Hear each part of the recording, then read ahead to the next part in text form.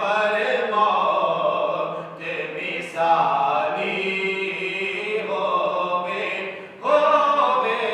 موت تے آنی پر موت مثالی ہووے جیڑا سرکار دو عالم دا سوالی ہووے کیویں ہو سکدا ہے چولی اودی خالی ہووے قبر وچ اودی اندھیرا نہیں کدی ہو سکدا قبر وچ اودی اندھیرا نہیں کدی ہو سکدا عشق سرکار دی شمع جن بالی ہووے سرکار دی شمع جن بالی ہووے عشق سرکار دی شمع جن بالی ہووے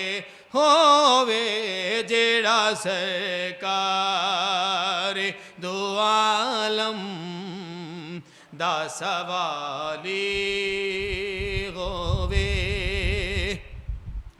آل اطہار تے اصحاب نو مندا اے ضرور آل اطہار تے اصحاب نو مندا اے ضرور آل اطہار تے اصحاب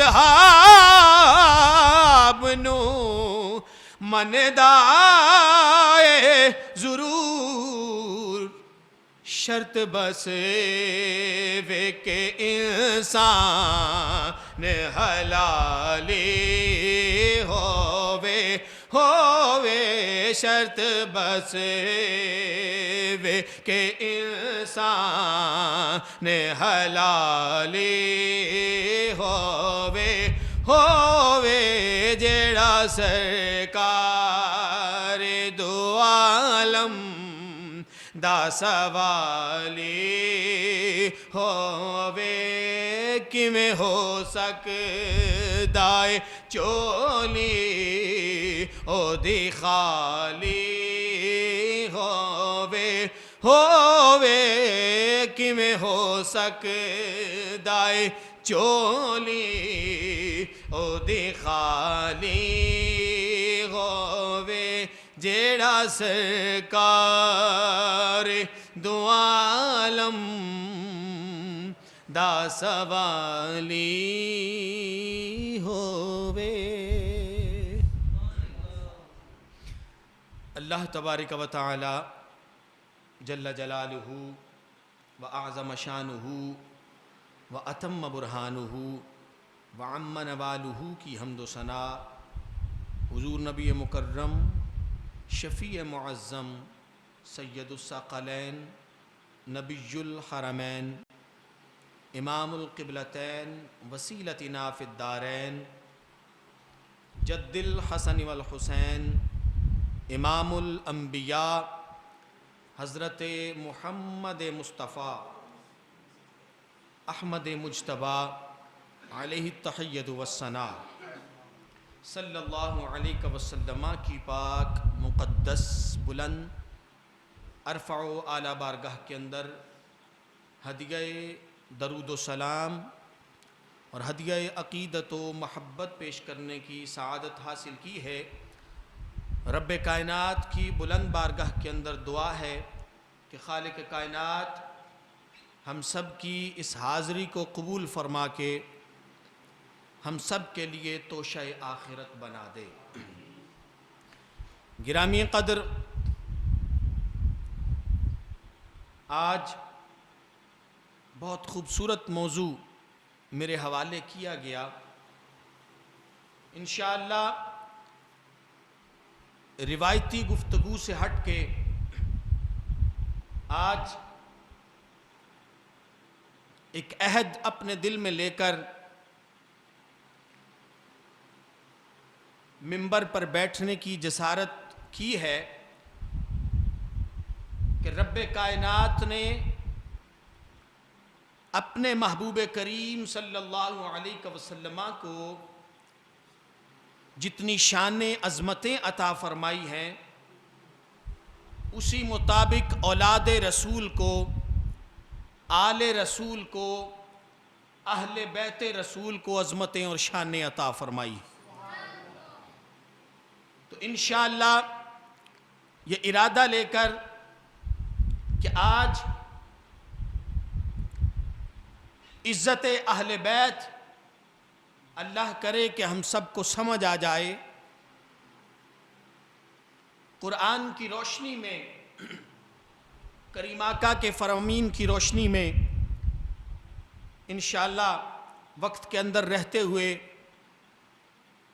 احباب کی سماعتوں کے حوالے چند گزارشات۔ دعا ہے رب کائنات مجھے حق بات کہنے کی، آپ کو حق بات سننے کی، ہم سب کو حق بات سن سنا کر اس پر عمل کی توفیق عطا فرمائے۔ گرامی قدر، خالق کائنات سورہ احزاب پارہ نمبر 22 آیت نمبر 33 کے اندر اس آیہ مبارکہ کا کچھ حصہ میں نے تلاوت کیا ہے، جس میں خالق کائنات ارشاد فرماتا ہے، انما یرید اللہ لیذہب عنکم الرجس اہل البیت ویطہرکم تطہیرا۔ یہ میرے خالق کائنات نے محبوب کریم کی آل، حضور کے اہل بیت، ان کی عظمت و شان اس آیہ مبارکہ کے کچھ حصے سے واضح ہوتی ہے، جس میں خالق کائنات اعلان فرماتا ہے انما یرید اللہ، کہ رب کائنات نے ارادہ فرما لیا۔ خالق کائنات نے کس بات کا ارادہ فرمایا؟ لیذہب عنکم الرجس، کہ ہر قسم کی ناپاکی، ہر قسم کی غلاظت رب کائنات اہل البیت، کریم آقا علیہ السلام کے گھرانے والوں سے، حضور کی آل سے، حضور کے خاندان سے ہر قسم کی ناپاکی و غلاظت کو دور فرما دے۔ اگلا حصہ ملاحظہ فرمائیے، وَيُطَهِّرَكُمْ تَطْهِيرًا،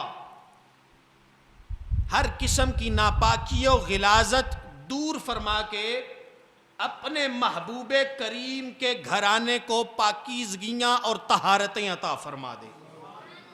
محبوب کریم کے گھرانے کو گویا ہر قسم کی ناپاکی سے محفوظ و مامون فرمانے کا ارادہ خالق کائنات نے فرما لیا۔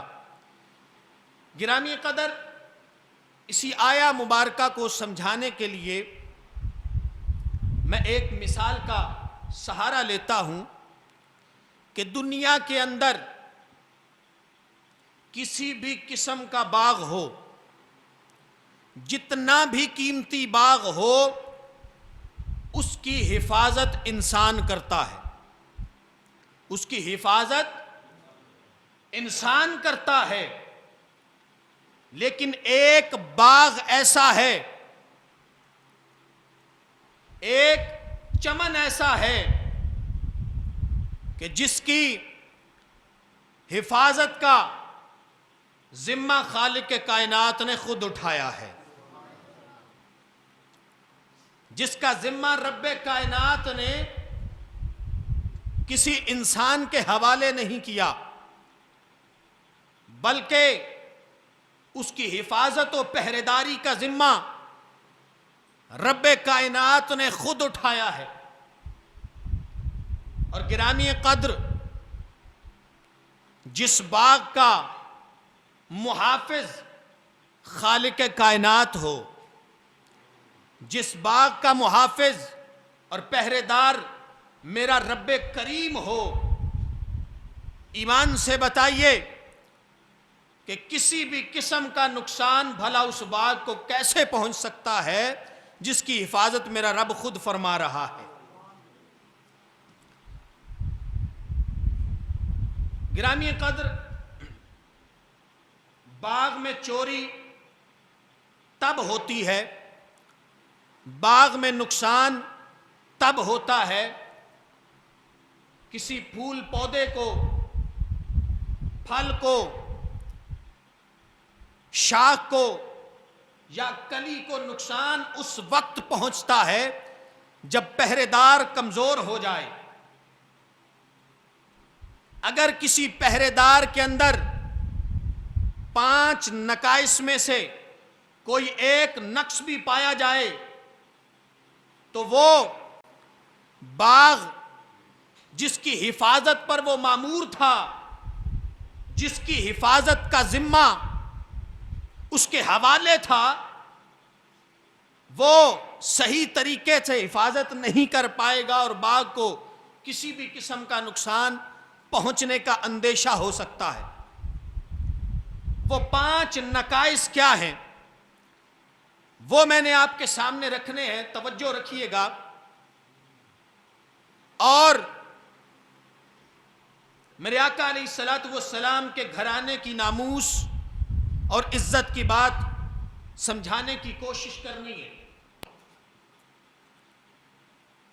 پہلا نقص، اگر پہرےدار سو جائے، پہرےدار سو جائے تو باغ کو نقصان ہو سکتا ہے، پھل بھی چرایا جا سکتا ہے، کوئی پھول پودے کو بھی نقصان پہنچا سکتا ہے، کوئی جانور، کوئی انسان، کسی بھی قسم کے نقصان کا اندیشہ ہو سکتا ہے اگر پہرےدار سو جائے۔ دوسرا نقص، اگر پہرےدار کہیں چلا جائے، باغ کی رکھوالی سے دور کہیں چلا جائے، تو اس صورت میں بھی باغ کو نقصان پہنچ سکتا ہے۔ 2 نقص میں نے آپ کے سامنے ابھی تک رکھے کہ اگر پہرےدار سو جائے تو باغ کو نقصان ہو سکتا ہے، یا پہرےدار کہیں چلا جائے تو باغ کو نقصان ہو سکتا ہے۔ تیسرا نقص، اگر پہرےدار کمزور پڑ جائے، باغ کو نقصان پہنچانے والے طاقت میں آ جائیں، مثال کے طور پر پہرےدار لاٹھی لے کر حفاظت کر رہا تھا، آنے والا چور یا آنے والا ڈاکو اپنے ہاتھ میں بندوق تھامے ہوئے ہے، تو پھر لاٹھی والا بندوق والے کے سامنے کمزور پڑ جائے گا۔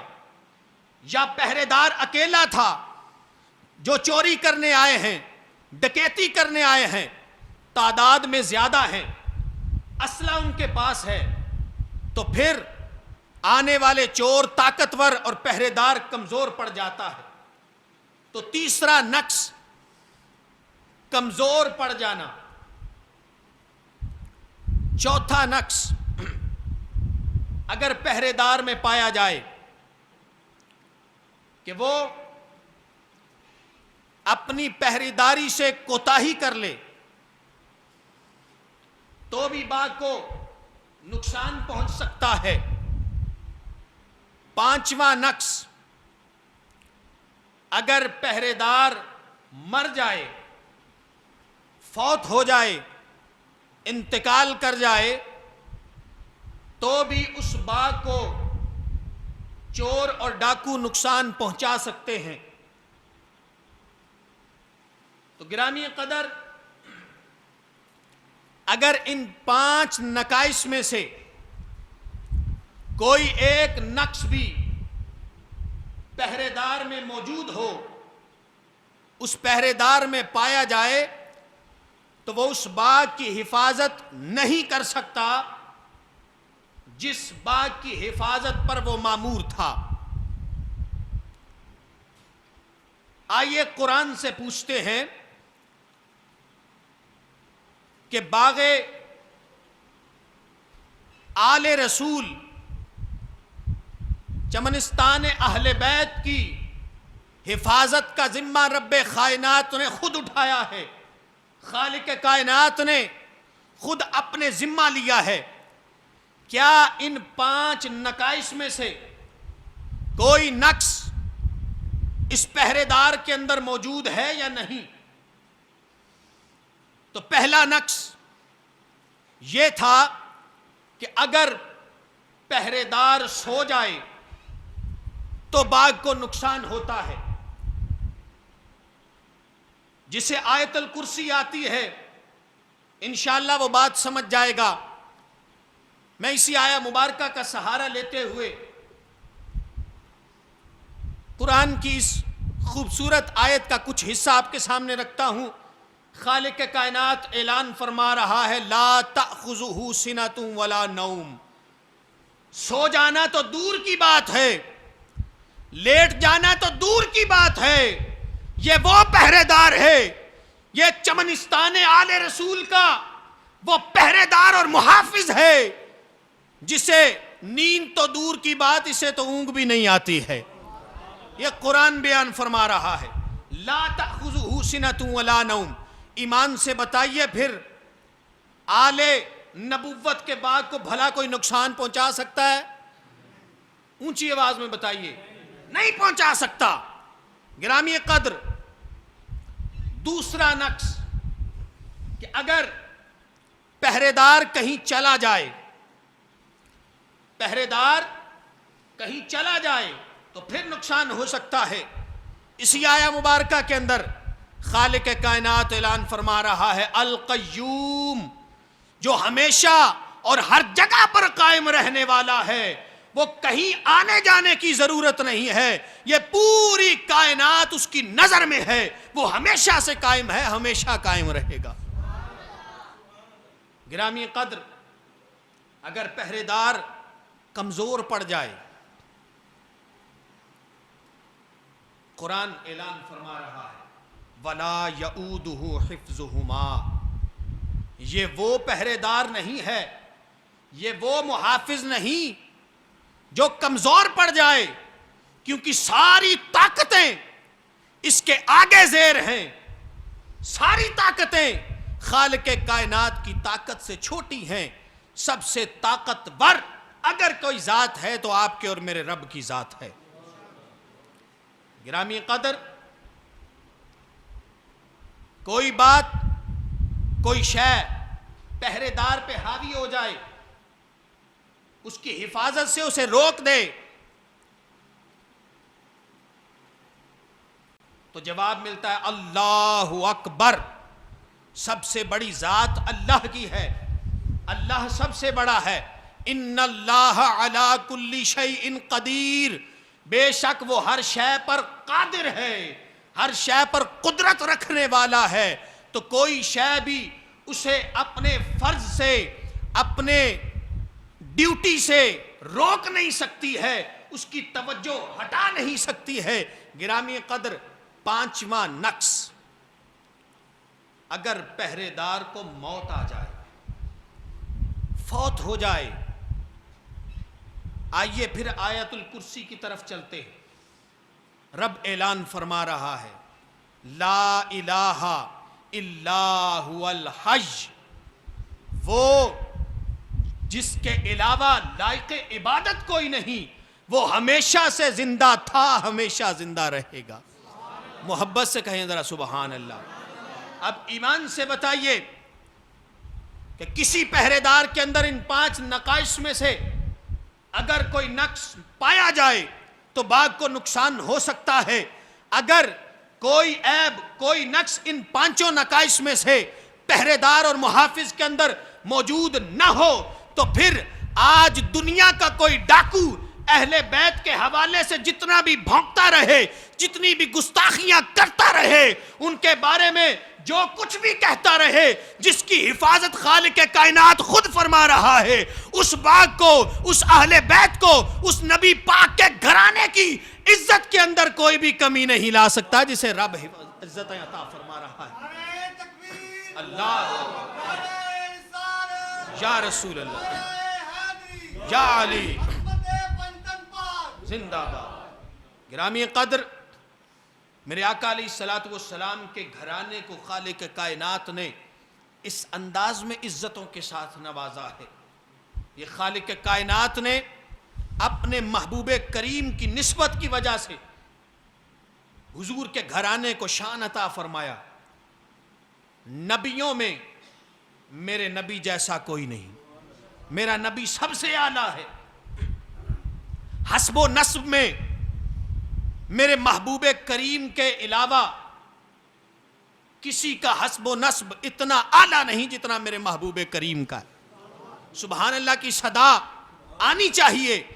سب سے بڑی بات کر رہا ہوں، گرامی قدر، محبت رسول، عزت رسول فرض ہے ایمان کے لیے، مسلمان کے لیے۔ اس کے بغیر نہ کامل ایمان ہے نہ کامل مسلمان ہے۔ میرے کریم آقا علیہ السلام کے خاندان جیسا کوئی خاندان نہیں۔ سب سے افضل و اعلیٰ خاندان میرے کریم آقا کا خاندان ہے۔ سب سے اعلیٰ آبا میرے آقا کے آبا ہیں۔ ان جیسا کوئی نہیں۔ جس کی نسبت میرے کریم آقا سے ہو گئی، رب کائنات نے اسے یگانہ بنا دیا، اعلیٰ بنا دیا۔ آپ اور میں گناہگار، سیاہکار، بدکار ہیں، ہر وقت گناہوں کے اندر لت پت ہیں، لیکن نسبت محمدی کی وجہ سے رب کائنات نے آپ کو اور مجھے جس امت میں پیدا فرمایا وہ امت بھی ساری امتوں سے اعلیٰ ہے۔ گرامی قدر، حضرت علی المرتضیٰ شیر خدا، ایسی شان والی ہستی، میرے کریم آقا نے ان کے بارے میں فرمایا، لحم کا لحمی جسم کا جسمی۔ اتنی عظمت، اتنی شان، اتنی محبت میرے کریم آقا نے علی سے فرمائی ہے۔ گرامی قدر، یہ ہستیاں ایسی ہیں، ان کا ذکر چند گھنٹوں میں، چند نشستوں میں، چند مہینوں میں، چند سالوں میں کرنا ممکنات میں سے نہیں۔ بس اس محبت کو سمجھنا ہے، دل میں جگہ دینی ہے، عزت و تکریم کرنی ہے، انشاءاللہ بیڑا پار ہو جائے گا۔ علی کا شان، علی کی عظمت، علی کا مقام تو ایک طرف، گرامی قدر اہل سنت و جماعت علی سے محبت کرتے ہیں، علی کا ذکر کرتے ہیں کسی اور انداز میں۔ شیعہ حضرات کہ ہاں حضرت علی رضی اللہ تعالیٰ عنہ آپ کا مقام اور ہے، شہری فرقے کے سامنے علی کا مقام اور درجہ اور ہے۔ کوئی بھی فرقہ ہو، کوئی بھی علی سے محبت کرنے والا ہو، جس انداز میں بھی علی کو پرکھتا ہو، آئیے آج میں علی کا نام آپ کو لغت کے حوالے سے اس کا معنی بتانے کی کوشش کرتا ہوں۔ لغت یعنی ڈکشنری، اس کا کوئی فرقہ نہیں ہوتا، اس کا کوئی فرقہ نہیں ہوتا، اس کی اپنی زبان ہوتی ہے۔ گرامی قدر، اس سے دیکھتے ہیں کہ علی کا معنی کیا ہے، علی کا مطلب کیا ہے۔ فرقوں کے اندر مختلف رب کائنات کے ماننے والوں نے اور علی کے ماننے والوں نے علی کو مختلف انداز میں دیکھا اور پرکھا ہے۔ گرامی قدر، لغت کی زبان میں دیکھتے ہیں، لغت والے لکھتے ہیں کہ اگر علی کی یہ شد والی ہو جائے اور علی یون بن جائے تو اس کا معنی کیا بنتا ہے، اس کا مطلب کیا بنتا ہے۔ وہ کہتے ہیں کہ اس کا مطلب ہے بلندی، بلندی، ایسی بلندی جس کو گنا نہ جا سکے۔ توجہ میری طرف رکھتے ہوئے سبحان اللہ کی صدا بلند کرنی ہے۔ علی کا معنی لغت لکھتی ہے، لغت کے اندر آتا ہے کہ علی کا مطلب یہ ہے بلندی، ایسی بلندی جس کو گنا نہ جا سکے۔ گرامی قدر، دنیا میں عمومی طور پر 3 پیمانے پائے جاتے ہیں۔ ایک، یا تو کسی شے کو گنا جاتا ہے، یا کسی شے کو تولا جاتا ہے، یا کسی شے کو ماپا جاتا ہے۔ ڈکشنری یہ معنی کرتی ہے کہ علی وہ ذات ہے کہ جس کی بلندی کو گنا نہیں جا سکتا۔ علی وہ ذات ہے، وہ ہستی ہے، اتنی وزنی ذات اور ہستی ہے کہ جس کے وزن کو تولا نہیں جا سکتا ہے۔ علی المرتضیٰ شیر خدا، ان کا مقام اور درجہ، عزت و عظمت اتنی ہے، یہ لفظ علی کا مطلب بتا رہا ہوں، ذات علی کا مطلب نہیں بتا رہا، اصطلاحی معنی نہیں کر رہا، گرامی قدر لغوی معنی کر رہا ہوں۔ لغت کیا کہتی ہے، ڈکشنری کیا کہتی ہے کہ علی کا معنی وہ ہے ایسی بلندی جس کو گنا نہ جا سکے، ایسا وزن جس کو تولا نہ جا سکے، اور ایسی بلندی، ایسی وسعت، ایسی جسامت کہ جس کو ماپا نہ جا سکے، اس کے علی کا۔ یہ علی کا معنی لغت کر رہی ہے۔ گرامی قدر اصطلاحی معنی تو وراء الورا ہے۔ میرے آقا علیہ السلام نے اپنے گھرانے سے بڑی محبت کی ہے، بڑی شانیں اور عزتیں میرے کریم آقا نے اپنی مقدس زبان سے ارشاد فرمائی ہیں۔ گرامی قدر ایک مختصر واقعہ اور پیغام عزت آل رسول دے کر میں اپنی گفتگو کو مکمل کرتا ہوں۔ میرے شیخ کامل پیر طریقت رہبر شریعت آفتاب ولایت منبع رشد و ہدایت دھڑکن قلوب مریدین جناب پیر سیال لجپال رحمہ اللہ تعالی علیہ، آپ ایک بار تشریف فرما تھے اپنی نشست پر، مریدین بھی پاس بیٹھے ہیں، میں مختصر کر رہا ہوں چونکہ وقت کم ہے۔ ایک بندہ باہر آتا ہے جس کے سر پر نہ امامہ ہے، نہ ٹوپی ہے، چہرے پر نہ داڑھی ہے، دانتوں پر پان کے نشانات نمایاں ہیں۔ جب وہ سامنے آتا ہے، میرے شیخ کامل اپنی نشست سے اٹھتے ہیں، اٹھ کر اس بندے کے قریب جاتے ہیں، اس کا جوتا اپنے ہاتھ میں تھامتے ہیں اور بڑی عزت و تکریم کے ساتھ آگے لے کر آتے ہیں۔ مریدین بڑے پریشان اور حیران ہیں کہ سر پر نہ ٹوپی، نہ امامہ، چہرے پر داڑھی نہیں، اور پیر طریقت رہبر شریعت پیر سیال لجپال اتنی عزت افزائی کر رہے ہیں کہ خود اٹھ کے گئے، جوتا تھام لیا اور عزت کے ساتھ ان کے پیچھے چلتے ہوئے اندر لے آئے۔ یہاں تک نہیں بلکہ انہیں اپنی نشست پر بٹھا دیا، اپنی جگہ پر بٹھا دیا، خود ایک طرف بیٹھ جاتے ہیں۔ خوب ان کی خدمت کی، کھانا کھلایا، پانی پیش کیا۔ گرامی قدر پھر جب وہ جانے لگے، پھر آپ نے جوتا خود اٹھایا، باہر تک چھوڑ کے آئے، واپس آ کر اپنی نشست پر بیٹھے۔ مریدین پریشان ہیں، پیر کامل ہو تو وہ چہرے پڑھ لیا کرتے ہیں۔ آپ نے جب اپنے مریدوں کے چہرے دیکھے، کہا کچھ کہنا چاہتے ہو؟ جی حضور، ذہن کے اندر ایک سوال تکلیف دے رہا ہے۔ کہا پوچھو۔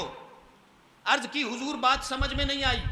ایک دنیا دار بندہ آیا جس کا سر بھی شریعت سے ملتا نہیں، چہرہ بھی شریعت سے ملتا نہیں، آپ نے اسے اتنی عزت دی، جوتا 2 بار خود اٹھایا، اپنی نشست پر اسے بٹھایا اور عزت کے ساتھ استقبال بھی کیا، عزت کے ساتھ واپس بھی چھوڑ کے آئے، بات سمجھ نہیں آئی۔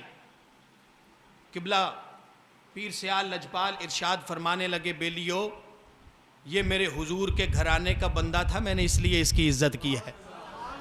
یہ میرے آقا علیہ السلام کے گھرانے کا چشم و چراغ تھا۔ ان میں ایک حافظ صاحب بھی تھے، دوبارہ سوال کر دیا، حضور ٹھیک ہے حضور کے گھرانے کا شخص تھا، آپ نے عزت کی، لیکن اس کا دور تک شریعت سے کوئی تعلق نظر نہیں آ رہا تھا، دانتوں پر پان کے نشانات تھے، سر پہ ٹوپی، چہرے پہ داڑھی نہیں، گفتگو میں کوئی ایسی بات نظر نہیں آئی، آپ نے پھر اتنی عزت کیوں دی؟ کہا حافظ صاحب وقت آئے گا تو جواب دوں گا۔ کچھ عرصہ گزرا، جو اللہ کے ولی ہوتی ہیں ان کی باتوں میں بھی بڑی حکمت ہوا کرتی ہے۔ گرامی قدر کچھ وقت گزرا، ایک جگہ آپ تشریف لے جا رہے تھے، مریدین بھی ساتھ ہیں، وہ حافظ صاحب بھی ساتھ ہیں۔ جب کچی زمین آئی تو پیر صاحب نے تنکے کے ساتھ خنزیر لکھا۔ کیا لکھا؟ بولیں تو صحیح یار، لفظ خنزیر لکھا مٹی پر تنکے کے ساتھ، اور حافظ صاحب کو بلایا کہ حافظ صاحب یہ جو لفظ خنزیر میں نے زمین پر لکھا ہے، مٹی پر لکھا ہے، اس پر جوتے ماریں۔ پیر کا حکم ملا، مرید نے فوراً جوتا اتارا اور زمین پر جو لفظ خنزیر لکھا تھا اسے جوتے مارنے شروع کر دیے۔ جوتے مار لیے۔ پیر صاحب نے ارشاد فرمایا، حافظ صاحب آپ حافظ قرآن ہیں، سورۃ المائدہ قرآن کے اندر موجود ہے، اس کی دوسری آیہ مبارکہ پڑھیں۔ قرآن لے کر آئیں، قرآن کھول کر میرے سامنے پڑھیں۔ حافظ صاحب قرآن لے کر آئے، قرآن کھولا، پڑھا، حرمت علیکم المیتۃ والدم ولحم الخنزیر۔ جب لفظ خنزیر آ گیا تو پیر صاحب نے کہا رک جائیں، حافظ صاحب یہ لفظ خنزیر لکھا ہے، اگر آپ میں ہمت ہے، آپ میں جرت ہے تو اس پر بھی جوتا ماریں۔ مرید فوراً ہاتھ جوڑ کر کھڑے ہو جاتا ہے، پیر صاحب یہ آپ مجھے کیا حکم دے رہے ہیں؟ کہا ہمت ہے تو کر کے دکھاؤ۔ عرض کی حضور یہ قرآن ہے، کہا لکھا تو خنزیر ہوا ہے، ہمت ہے تو مار کے دکھاؤ۔ عرض کی حضور میں ایسا نہیں کر سکتا، یہ لفظ خنزیر قرآن کا حصہ بن چکا ہے، یہ قرآن کے احاطے میں آ چکا ہے، یہ قرآن کی سطروں میں سمویا جا چکا ہے۔ اب اس لفظ خنزیر کی عزت ہم پر فرض و واجب ہو چکی ہے۔ پیر صاحب نے مسکراتے ہوئے ارشاد فرمایا، حافظ صاحب سنیے، وہ جو کریم آقا علیہ السلام کے گھرانے کا چشم و چراغ آیا تھا، جس کے سر پر ٹوپی نہ امامہ تھا، چہرے پر داڑھی بھی نہیں تھی، دانتوں پر پان کے نشانات بھی موجود تھے، شریعت تک دور دور شریعت کے ساتھ تعلق نظر نہیں آ رہا تھا۔ سنیے، میں نے بھی اس کی عزت و تکریم اس لیے کی تھی کیونکہ وہ محمد کے گھرانے میں آ چکا ہے، کیونکہ وہ محمد عربی کی آل کے احاطے میں آ چکا ہے۔ جیسے وہ محمد کے گھرانے میں آ چکا ہے، ہم پر واجب ہے کہ ہم اس کی عزت کریں، ہم اس کی عزت و تکریم کریں۔ گرامی قدر کریم آقا علیہ السلام کے دیوانوں، اگر کوئی ایسا شخص بھی دیکھو، ہم نے تو حضور کے گھرانے کا فرد سمجھ کے عزت کرنی ہے، وہ شریعت کا کیا معاملہ ہے وہ اللہ اور اس کے درمیان ہے، وہ یا خدا جانے وہ جانے جو یہ کر رہا ہے۔ اسی لیے محبت والوں نے لکھ دیا کہ عظمت آل نبی بھول نہ جانا لوگو، عظمت آل نبی۔ آخری لمحات ہیں، کوئی خاموشی سے نہ بیٹھے، محبت کے ساتھ اعلان کر دیں، عظمت آل نبی بھول نہ جانا لوگو، عظمت آل نبی بھول نہ جانا لوگو، عظمت آل نبی بھول نہ جانا، کیونکہ رکھتا نہیں جو الفت نبی کی آل سے، رکھتا نہیں جو الفت نبی کی آل سے، رکھتا نہیں جو الفت نبی کی آل سے، جنت کو وہ نکال دے اپنے خیال سے۔ جس کی محبت کریم آقا کے گھرانے سے نہیں، یہ آیہ مبارکہ جس کے ضمن میں ساری گفتگو کی ہے، یہ ساری کی ساری توحید بیان کر رہی ہے۔ ہم نے جب حضور کے گھرانے کا ذکر کرتے ہیں، اس گھرانے کی عزت کی بات کرتے ہیں، تو ہم توحید و رسالت بیان کر رہے ہوتے ہیں۔ گرامی قدر، میرے آقا علیہ السلام کی عزت سب سے بلند ہے، اور حضور کے گھرانے کی عزت بھی سب سے بلند ہے۔ اس گھرانے سے محبت کرنے والوں، اس گھر کے ساتھ تعلق رکھنے والوں، جتنی بھی عزت و تکریم کر سکتے ہو کر لو۔ خالق کائنات انشاءاللہ دنیا کے اندر بھی نواز دے گا، آخرت میں بھی حصہ ملے گا۔ دعائے خالق کائنات ہمیں کریم آقا علیہ السلام کے گھرانے کے ساتھ تعلق مضبوط اور اس گھرانے کے ساتھ محبت رکھنے کی توفیق عطا فرمائے، مودت رکھنے کی توفیق عطا فرمائے۔ وما علینا الا البلاغ المبین۔